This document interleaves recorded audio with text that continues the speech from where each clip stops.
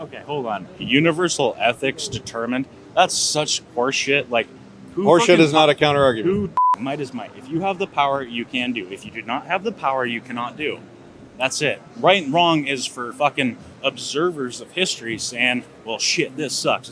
Earlier today, we did a thing you might have heard about called Change My Mind, except here at Acapulco, it was kind of hard to find people that wanted to change our mind on the fact that taxation is theft. So I went undercover as Statist Patrick to allow people to test their arguments and to sharpen their wit on me. The arbiter of truth and all that is holy. All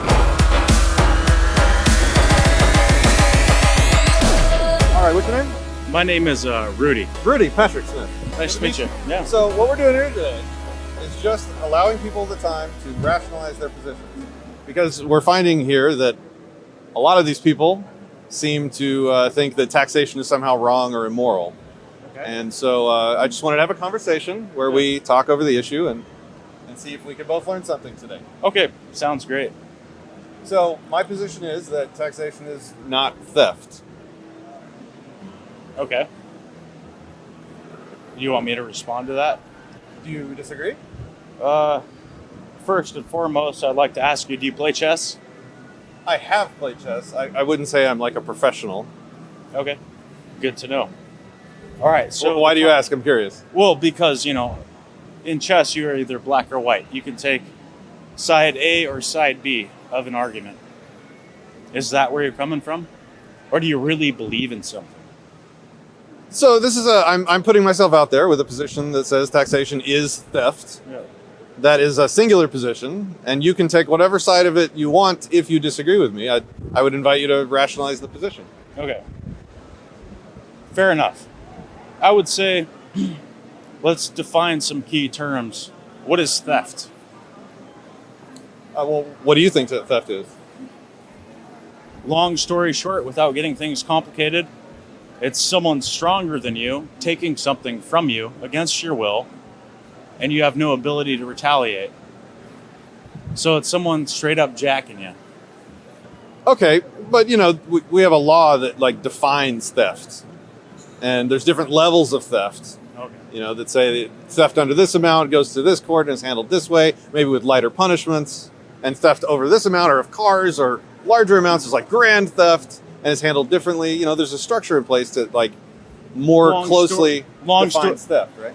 Long story short, there's a bunch of non-thieving people who hire some brilliant writers to write down what theft is and elaborate on it and make all kinds of rules. And those are the things that are supposed to hold true. Can you tell me more about what you mean? Let's simplify the fuck out of it. Party B takes from Party A, period, because Party B is stronger. There's no one there to stop him. He straight up jacked your ass. Talking about thieves? That's a theft. Okay. Yeah, now, as far as you can make it as complex or convoluted as you want. A financial manager manipulating interest rates to, long story short, eventually fuck you, the taxpayer, on a 0.0% of your income. It's still the same goddamn thing. Party B robbing Party A. So that's what we're talking about, right? And you're wondering if that is moral or immoral. Where does morality come from? Does it come from Party B or does it come from Party A? I'm just talking about the law. Theft is illegal, and controlling interest rates is what the Fed does, right? It's not illegal, and it's not theft. Otherwise, it would be in the law, that describes what theft is, right? I suppose the law is just a bunch of written shit by people in that position to do so. Well, it's more than just shit that people write. It's things that have been written carefully to have specific meanings, put through a massive, complicated, difficult, slow legislative process with all sorts of back and forth and ups and down votes and submitting to committees to get approved by the committee to get approved to vote on. There's a lot of layers of control that we have over the laws. It's not just shit on paper, right? Sure, I see what you're saying. I'll go ahead and I'll take my little opening statement. Yeah, go for it. Move it back. Okay. And what the hell are you trying to say? What are we arguing here? I'm saying that taxation is not theft because it's legal. It's consented to by the people that live here. Well, consent is rather ambiguous. It's more like the people who made the decision to take taxes have more power than the people who consent to give them up. That's the way it always is. You have to reduce things to their most simple, I don't even know the word, existence, fact. It's just like math, right? You take a complicated equation and you break it down to its simplest form. Okay. And what we're talking about is party B taking from party A. So now you're talking about morality, though, because that's important. Because what do you mean by that? I mean, what is morality? Morality I didn't say oftentimes, morality. I said you're saying right or wrong. Is taxation theft? You know, it's the same thing. You can translate it. Is taxation right or wrong? What is right? What is wrong? Oftentimes, who sets those terms? Party A or party B? If party B sets the terms, taxation is perfectly fine. It's for the better of society. If party A sets the terms, they say no, it's coercion and theft. right, but party A and B are not necessarily equal. Let's say party B is the government. Yeah. They derive their just powers from the consent of the governed. So party B has just powers derived from consent that party A doesn't have. So you can't really equate A and B. B has the right to use the approved consented to process to pass the laws to tax people for the services that we need in this country. Okay, fair enough. Anyone that has the quote-unquote right to do something has the power and strength to do something. That's the nature of right. There's no such thing as right in nature. There is only you and me. Are you stronger than me or am I stronger than you? And if my decision to steal from you is based on my assessment of that. Okay, so Rights are just strictly made up. And so is morality. What is right and what is wrong? There's two definitions, always coexisting. And one comes from the party that's oppressed and one comes from the oppressor. so might makes right. The stronger one is the right one. Well, that's a little bit facetious because nothing makes right. The right is up to you, and might is more permanent. So if nothing makes right, then theft isn't wrong, and we can all rob from each other. Can and do. That has been the law of nature since the And beginning it's, of time. and it's not a bad thing. It depends what side of the fence you're sitting on. Now, do we want to band together and say it's better for all of us to eliminate that? Well, that's up to us. But like saying what's right and wrong as like permanent staples and pillars is deceptive. It will never be that way. So how do you define theft? I've defined it multiple times. Party A jacking party B because he's stronger. But if And- party A has consented to party B jacking them, then you can't call that theft. Go back to the schoolyard bully. The big strong dude punches you in the nose and asks you if you like it. You say no, he punches you in the nose again. Eventually you learn to just say yes, and that's consent. Consent to be robbed by the former party, right? So you can say, well, he's given his consent to be jacked in the nose, but really, has he? No, he's just been bludgeoned into conviction.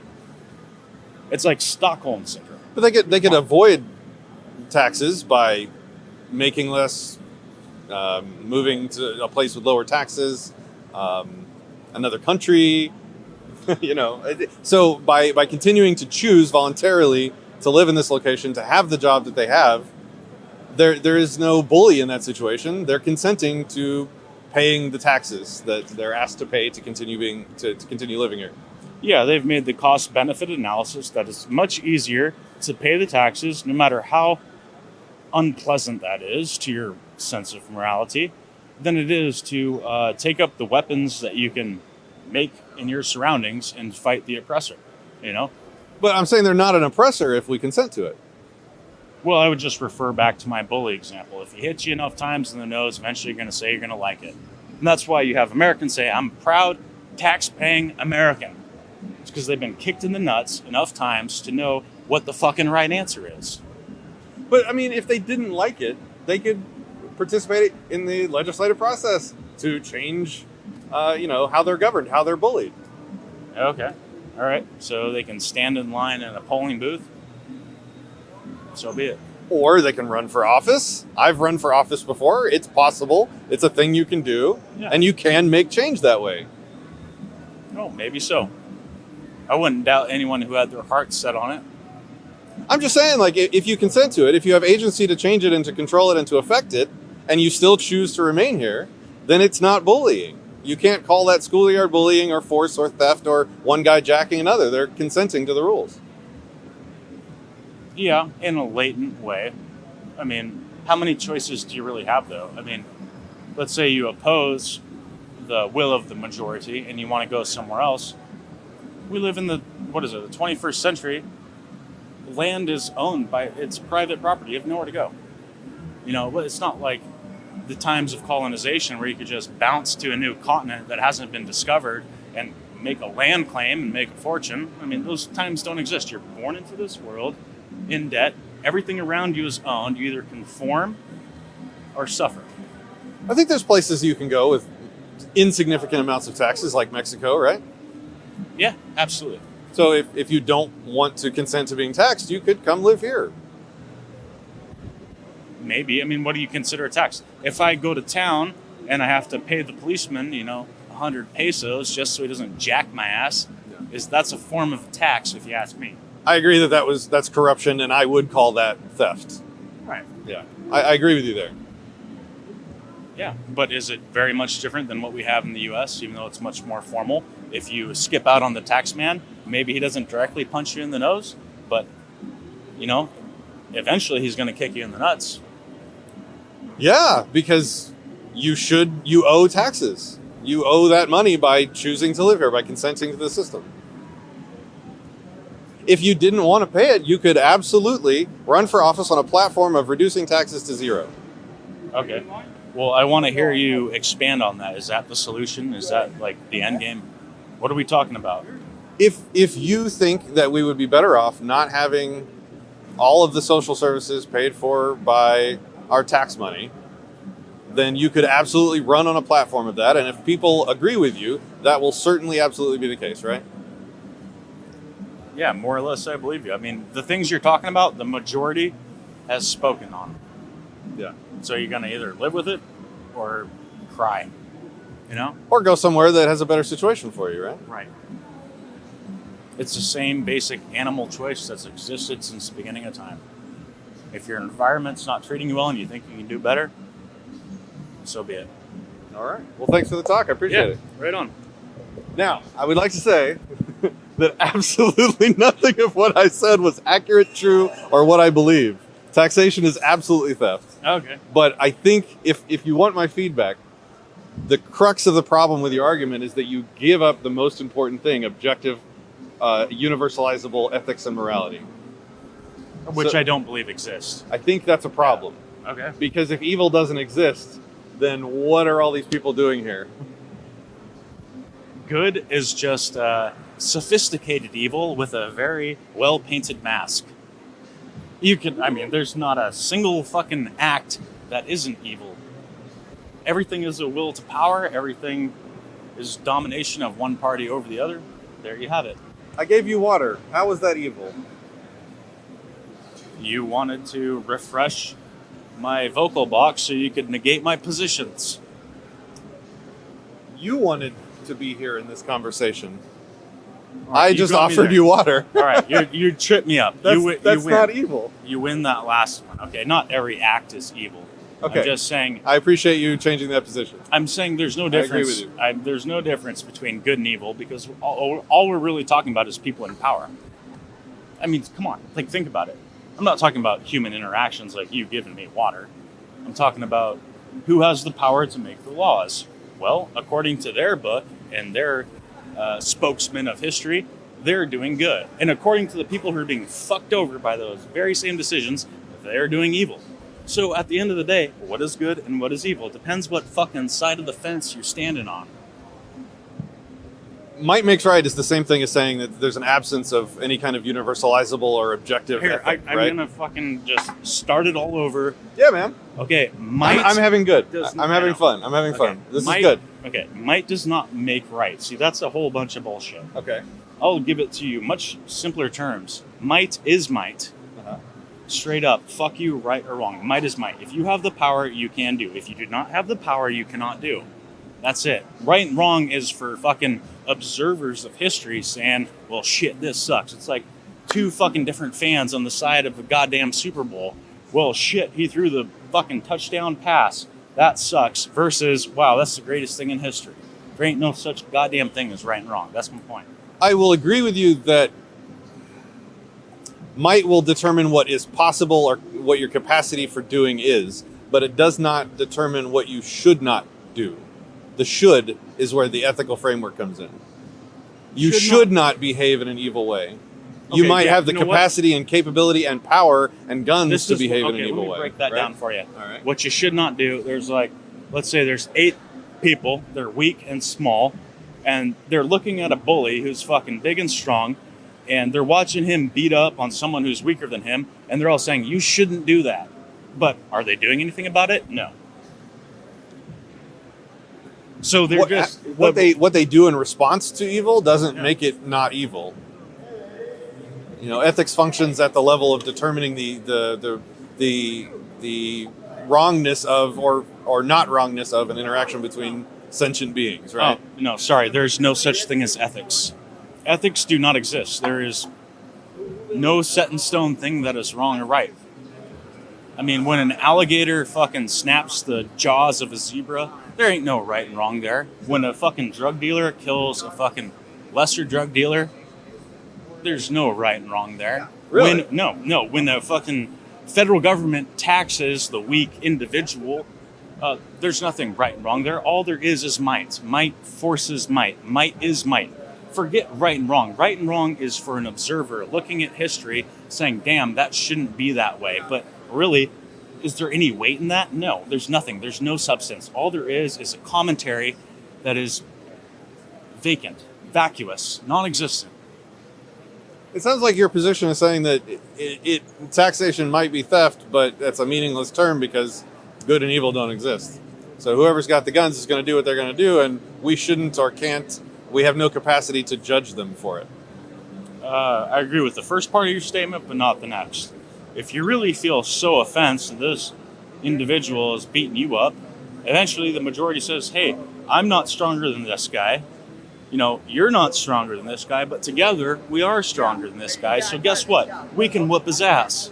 Okay? And that's a decision we make, and those are the risks that we take. And we say, what are the consequences?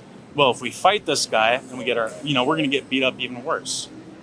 But that's the decision people have to make. If you think you're being ripped off and so on and so forth, band together with like-minded people and fight back. That's what I'm saying. But how would you determine who you're justified in fighting back against? Just whoever you want? Or can the victims at some point just decide to start oppressing people because enough of them have banded together and now that they have enough power to go and bully other people? How do you judge one group right and the other group wrong? Well, that's a really good question. But look at history. Just pause and reflect on what you just said. Isn't that the course of history? It's one victim group after another, slowly gaining power, and then the dynamic changes. All of a sudden, they have power, and, I agree that that's a very frequent meme in history, but universalizable ethics allows us to determine that most of that was wrong or immoral or improper, and that they shouldn't have done that stuff. Okay, hold on. Universal ethics determined? That's such horseshit. Like, horseshit is not a counter-argument. Who taught you how to even say those words? What do those mean? Where are you getting that from? Universalized ethics about what's right and wrong? Where do those come from? I'm not trying to take you on a detour, but just like, what the hell are you thinking? This is good. Have you heard of the non-aggression principle? Oh, yeah, of course. Do you have... Do you understand why it's special? No. It's a bunch of horseshit. Horseshit is not an argument. Can you tell me why it's invalid? Valid or invalid's not the question. If you agree with that, it's up to... If you agree with the non-aggression principle, it's up to you and your buddies who are like-minded to defend that. Because if you do not band together and defend that, it does not exist. There's no such thing as special or privileged rights that exist in nature. And if you think there is, you're very deceived. I never made the claim that anything exists in tangible nature. Like if I punch somebody, an anvil doesn't drop out of the sky and land on my head, right? No, there's no universal justice. There's no God that's going to reward you or punish you for your good or bad deeds. But when it comes down to things like, okay, the non-aggression principle, where, enough people say, yeah, that's fair, that's more just than the system we have, and we want that to exist, it's up to those people to defend that right. What's a right? A right is a thing that one or more, you can come up with your own right, but it's one or more person agree to defend. That's all it is. Like, for instance, I could say right now, I have the right for you not to say I'm an idiot. Now, that's something I could determine on my own. And I say, guess what? If you violate that right, I'm going to punch you in the nose. Okay? It's up to me to back that up. Now, a right is also something that two of us could agree upon. For instance, you and I say, hey, we're getting tired of this cameraman beating us up and doing whatever the hell he wants. So the next time he does it, we're going to beat the shit out of him. Okay, we have that right. That's a right, and we defend it. Guess what? If we don't defend it, it's not really a right, is it? If someone, if we had an agreement amongst ourselves that if either one of us was attacked, that, the other person would defend the former. Okay, that's a right we've established just by word. There's no treaty. There's nothing in writing. Now, if someone comes up and starts punching you in the face, if I don't stick up for you, well, I've violated my agreement. But, what is a right? Now, if I did stand up for you and jump in and start beating that person's ass, well, guess what? We defended our rights. And who came up with those rights? Us. And where did it come from? Nowhere. Did nature give you those rights? No. Did God give you those rights? No. Did the president give you those rights? No. Rights are things that two people, even one person, one or two people can agree upon and defend. I think you're very close to what I would agree with. I think rights are nothing more than a mutual understanding, a mutual reciprocal understanding between sentient beings. And I specify sentient beings because only people that have the capacity in their brain to think in terms of concepts can have that mutual agreement between people. Where I think you run into a problem, though, is when you try and fill in the blank of what your right is going to be. That's where you run into contradictions. If we don't have a universalizable rule to plug into that mutual agreed upon agreement of mutual respect of rights, if we don't have something universalizable to plug in there, then it just becomes a subjective mess. Because if you say to the world, me and my friend have agreed between each other that we have the right to tax you or to take your money, then and you don't have the right to resist us. Okay, hold on. Pause. What's really, like I said, break it down to the simplest math equation. Long story short, the group that's taxing the other group is just stronger than the other group. And the other group is just taking it like a bitch. So I'm not disagreeing with you there. That's what it is. I'm not disagreeing with you. If you're being taxed and you don't like it and you don't do anything about it, well, guess what? That's what you are. Here's where the universalizability thing comes in and becomes important. That's horseshit. There ain't no universability. You haven't let me make the argument before you call it horseshit. Give me a second. So if you and your friend have a mutual agreement that you have the right to go around and rob people, and that's fine, right? Then everyone else has to also have the same right as you. Otherwise, you're inconsistent and logically invalid. Sure. Everyone has the same rights because there are no rights. Every human being produced, born into nature can do whatever the fuck they want. That is a fucking fact. To the extent that they are not restricted by another person or nature. So the beauty and special thing about the non-aggression principle is this is the only rule that anybody has come up with thus far that can be plugged in to that mutual understanding by everyone in all places, at all times, everywhere. No, it's a bunch of horse shit, bro. It's no different than the golden rule that says, do unto others what others would do unto you, Okay, fantastic. It doesn't mean anything until people are willing to defend it. And if what I appreciate about it is very simple, try to reduce it to its most simple form so you don't have to have 99 versions of the same goddamn rule, which inevitably happens. We started out with 10 commandments, and now we have how many amendments to the Constitution and local, et cetera, et cetera. You know what I'm saying? But these proclamations that people make, they don't mean anything unless you defend them. There's nothing special about the non-aggression principle, which what is it? It's like, I will agree to do whatever the hell I want, without, as long as I'm not causing harm to another person. Okay. All right. Well, what happens when, what is it that you want to do? Well, okay, hold on. Pause. Let me ask you for the null hypothesis. If you say the non-aggression principle is not special, then can you think of another rule that could be plugged in that's universalizable, that everyone could behave by and have no conflict? The answer to that is no. I don't believe in any special or universalizable principle that people can adhere to that's truth. The fact is, nature does not work that way. Nothing is special. There's nothing, the rule, like the non-aggression principle, is just a good fucking idea, all right? But there's nothing special about it. Nature hasn't made that idea special. God isn't protecting people who enforce that idea. It goes back to nature. There's either people willing to defend it or not. And if you're not willing to defend it, guess what? You're going to get kicked in the nuts. That's it. Okay, well, thanks for the conversation. I appreciate it. Now, we all know that this takes time, which we all know is money.